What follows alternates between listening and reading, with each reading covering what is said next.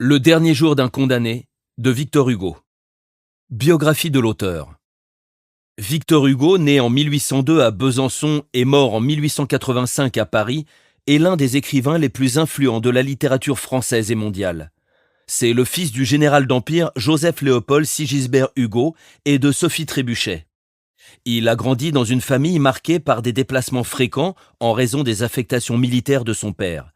Dès son plus jeune âge, Hugo montre une vocation précoce pour l'écriture, encouragé par sa mère et son frère Eugène. À l'âge de 14 ans, il écrit dans son journal qu'il veut être Chateaubriand ou rien. En 1817, il participe à un concours de poésie organisé par l'Académie française, ce qui marque le début de sa carrière littéraire.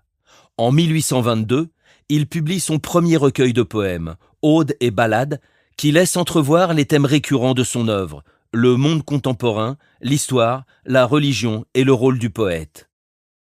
Hugo s'impose comme un des chefs de file du romantisme français avec ses pièces de théâtre Cromwell et Hernani, qui sont de véritables manifestes du drame romantique. Ses œuvres dramatiques, telles que Lucrèce Borgia et Ruy Blas, renforcent sa réputation. En parallèle, il produit des recueils de poèmes lyriques comme Les Feuilles d'automne ou Les Contemplations. Comme romancier, Hugo connaît un immense succès avec Notre-Dame de Paris en 1831 et Les Misérables en 1862, qui deviennent des classiques de la littérature mondiale. Son œuvre multiple comprend également des écrits politiques, des récits de voyage, des mémoires, une abondante correspondance et près de 4000 dessins.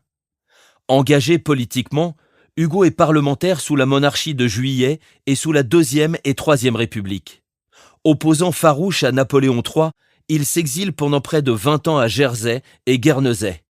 Durant cette période, il continue à écrire et à publier tout en militant pour des causes sociales comme l'abolition de la peine de mort et de l'esclavage et en soutenant l'idée d'une Europe unifiée. De retour en France après la chute du Second Empire, Hugo est accueilli en héros.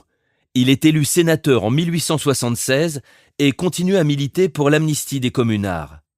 Sa santé déclinant, il se retire progressivement de la vie publique, mais ses œuvres continuent à paraître régulièrement. Victor Hugo meurt en 1885 à Paris. Ses funérailles nationales attirent plus de 2 millions de personnes et sa dépouille est transférée au Panthéon de Paris. Aujourd'hui encore, Victor Hugo est célébré comme un personnage illustre dont la vie et l'œuvre continuent d'inspirer et de fasciner. Résumé de l'œuvre. Le dernier jour d'un condamné est un roman de Victor Hugo publié en 1829. Il s'agit d'un plaidoyer contre la peine de mort raconté à travers les pensées et les émotions d'un homme anonyme condamné à mort. Le récit se déroule sur les 6 dernières semaines de sa vie jusqu'à son exécution. Le narrateur, dont le crime n'est jamais précisé, exprime ses angoisses, ses regrets et ses réflexions sur la justice et la société. Il décrit en détail les conditions de sa détention, les procédures judiciaires et les réactions de ceux qui l'entourent, y compris sa famille et les gardiens de prison. À travers ce monologue intérieur et l'inhumanité de la peine capitale, en mettant en lumière la souffrance psychologique du condamné. L'œuvre est marquée par un style poignant et introspectif, visant à susciter l'empathie du lecteur et à provoquer une réflexion profonde sur la justice et la moralité de la peine de mort. Contexte historique. Victor Hugo écrit Le dernier jour d'un condamné en 1829, dans un contexte historique marqué par des débats intenses sur la justice et la peine de mort en France. À cette époque, la guillotine est encore largement utilisée pour les exécutions publiques, et Victor Hugo est profondément choqué par la brutalité et l'inhumanité de ce châtiment. Le livre est un plaidoyer contre la peine de mort, reflétant les convictions abolitionnistes de Victor Hugo.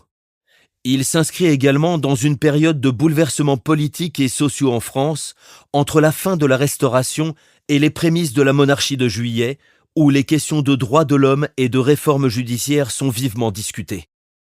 Contexte personnel. Victor Hugo écrit Le dernier jour d'un condamné en 1829, une période marquée par son engagement contre la peine de mort. À cette époque, Hugo est déjà un écrivain reconnu ayant publié plusieurs œuvres littéraires. Il est profondément touché par les injustices sociales et les conditions de vie des plus démunis. Le dernier jour d'un condamné est inspiré par son observation des exécutions publiques et son dégoût pour la peine de mort. Il utilise cette œuvre pour dénoncer la cruauté et l'inhumanité de ce châtiment.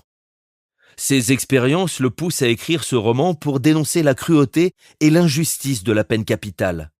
Le livre est un plaidoyer pour l'abolition de la peine de mort, une cause qu'il défendra tout au long de sa vie, tant dans ses écrits que dans ses discours politiques.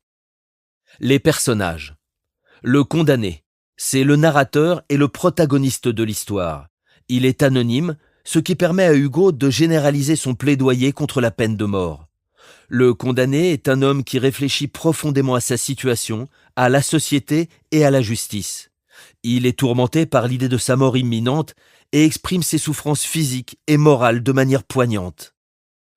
Le prêtre, c'est un personnage qui apparaît pour offrir des consolations religieuses aux condamnés. Il représente l'aspect religieux de la société et tente d'apporter un certain réconfort spirituel aux condamnés. Le bourreau. Il est décrit comme un homme gras avec une face rouge, portant une redingote et un chapeau à 3 cornes. Il est le valet de la guillotine, chargé de l'exécution. Malgré son rôle, il est décrit comme un homme doux et humble, ce qui contraste avec la brutalité de son travail. Les valets du bourreau. Ils assistent le bourreau dans ses tâches. Ils sont décrits comme approchant le condamné par derrière, de manière furtive, pour lui couper les cheveux et le préparer pour l'exécution. Les gendarmes. Ils sont présents pour maintenir l'ordre et escorter le condamné. Ils représentent l'autorité et la force publique. Les spectateurs. La foule qui assiste à l'exécution. Ils sont souvent décrits de manière négative, comme des voyeurs morbides qui prennent plaisir à la souffrance du condamné. Les juges et les jurés. Ils sont présents lors du procès du condamné. Les juges sont décrits comme satisfaits d'avoir bientôt fini, tandis que les jurés paraissent fatigués et abattus, mais sans véritablement montrer de remords pour leur décision.